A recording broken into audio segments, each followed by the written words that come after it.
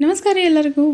ಕೆಲವೊಂದು ಸಲ ಅಡುಗೆ ಮಾಡೋಕ್ಕೆ ಸ್ವಲ್ಪನೂ ಮನಸ್ಸಿರಂಗಿಲ್ಲ ರೀ. ಆ ಟೈಮ್ ಒಳಗೆ ಏನಾರು ಸಿಂಪಲ್ಲಾಗಿ ತಿನ್ಕೋಬೇಕು ಅಂದಾಗ ಬಿಸಿ ಬಿಸಿ ಅನ್ನಕ್ಕೆ ಸೂಪರ್ ಆಗಿರೋವಂಥ ಈ ಪಾಲಕ್ ರಾಯ್ತಾನ ಮಾಡಿಕೊಡ್ರಿ. ಭಾಳ ಅಂದ್ರೆ ಭಾಳ ಟೇಸ್ಟಿಯಾಗಿರ್ತೈತಿ.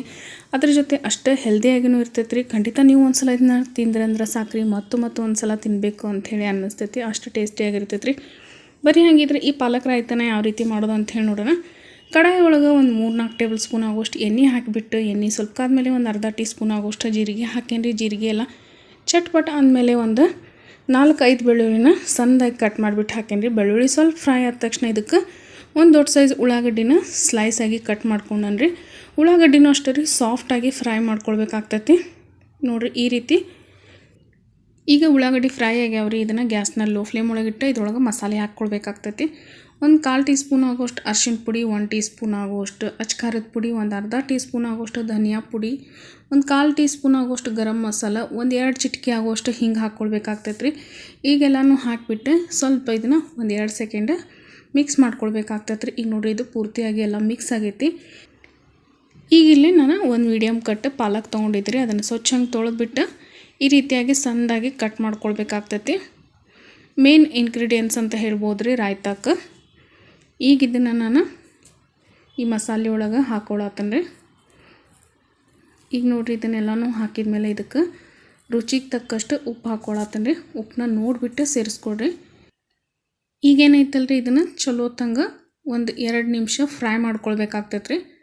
ಪಾಲಕ್ದು ಸ್ವಲ್ಪನೂ ಹಸಿ ವಾಸನೆ ಇರಬಾರ್ದು ಮತ್ತು ಪಾಲಕ್ಕಿಲ್ಲ ಸಾಫ್ಟಾಗಿ ನಾವು ಬೇಯಿಸ್ಕೊಳ್ಬೇಕಾಗ್ತೈತಿ. ಹಂಗಂಥೇಳಿ ನೀರು ಹಾಕೇನು ಬೇಯಿಸೋ ಅವಶ್ಯಕತೆ ಇಲ್ಲ ರೀ. ಆಲ್ರೆಡಿ ಇದ್ರೊಳಗೆ ಉಪ್ಪು ಹಾಕಿರೋದ್ರಿಂದ ಪೂರ್ತಿಯಾಗಿ ಸಾಫ್ಟಾಗಿ ಪಾಲಕ್ ಬೇಯ್ತೈತಿ. ಜಸ್ಟ್ 1 ನಿಮಿಷ ಅಥವಾ 2 ನಿಮಿಷ ನೀವು ಲೋ ಫ್ಲೇಮ್ ಒಳಗಿದ್ದು ಬೇಯಿಸಿದ್ರೆ ಸಾಕ್ರಿ. ಪಾಲಕ್ ಪೂರ್ತಿಯಾಗಿ ಸಾಫ್ಟ್ ಆಗ್ತೈತಿ.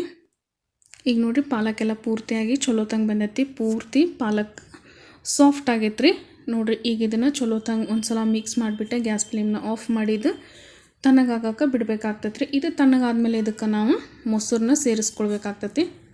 ಇದು ನೋಡಿರಿ ಪೂರ್ತಿಯಾಗಿ ತಣ್ಣಗಾಗೈತಿ. ಈಗ ನಾನು ಇದಕ್ಕೆ 1 ಕಪ್ ಆಗುವಷ್ಟು ಮೊಸರನ್ನ ಹಾಕ್ಕೊಡತ್ತೀನಿ. ಮೊಸರನ್ನ ಹಂಗೆ ಹಾಕ್ಬೇಡ್ರಿ, ಸ್ವಲ್ಪ ಬೀಟ್ ಮಾಡಿಬಿಟ್ಟು ಹಾಕ್ಕೊಡ್ರಿ. ಈಗ ಇದಕ್ಕೆ ಸ್ವಲ್ಪ ಫ್ರೆಶ್ ಆಗಿ ಕಟ್ ಮಾಡಿರೋಂಥ ಕೊತ್ತಂಬರಿ ಸೊಪ್ಪನ್ನ ಸೇರ್ಸಾತೀನಿ. ಈಗ ಇದನ್ನು ಚೆಂದಂಗೆ ಮಿಕ್ಸ್ ಮಾಡಿದ್ರೆ ಸೂಪರಾಗಿ ಟೇಸ್ಟಿಯಾಗಿ ಹೆಲ್ದಿಯಾಗಿರೋಂಥ ಪಾಲಕ್ ರಾಯ್ತಾ ರೆಡಿ ಆಗ್ತೈತೆ ರೀ.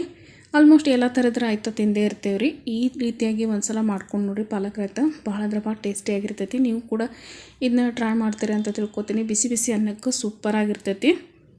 ಯಾರೆಲ್ಲ ಚಾನಲ್ನ ಹೊಸದಾಗಿ ನೋಡುತ್ತೀರಿ ದಯವಿಟ್ಟು ಚಾನಲ್ನ ಸಬ್ಸ್ಕ್ರೈಬ್ ಮಾಡ್ಕೊಂಡು ನೋಡಿರಿ. ವಿಡಿಯೋ ಇಷ್ಟ ಆಯ್ತು ಅಂದರೆ ಲೈಕ್ ಕೊಟ್ಟು ಸಪೋರ್ಟ್ ಮಾಡಿರಿ. ಇದೇ ರೀತಿ ಎಲ್ಲನೂ ನಿಮ್ಮ ಫ್ಯಾಮಿಲಿ ಫ್ರೆಂಡ್ಸ್ ಜೊತೆ ವಿಡಿಯೋಗಳನ್ನ ಶೇರ್ ಮಾಡಿಕೊಡ್ರಿ. ಈ ಮುಖಾಂತರನೂ ಹೆಚ್ಚಿನ ಸಪೋರ್ಟ್ ಮಾಡಿರಿ ಅಂತ ಕೇಳ್ಕೊತೀನಿ. ಮತ್ತೆ ಸಿಗ್ತೀನಿ ಅಂತ ನೆಕ್ಸ್ಟ್ ವಿಡಿಯೋ ಒಳಗೆ. ಅಲ್ಲಿವರೆಗೂ ಎಲ್ಲರಿಗೂ thank you so much for watching.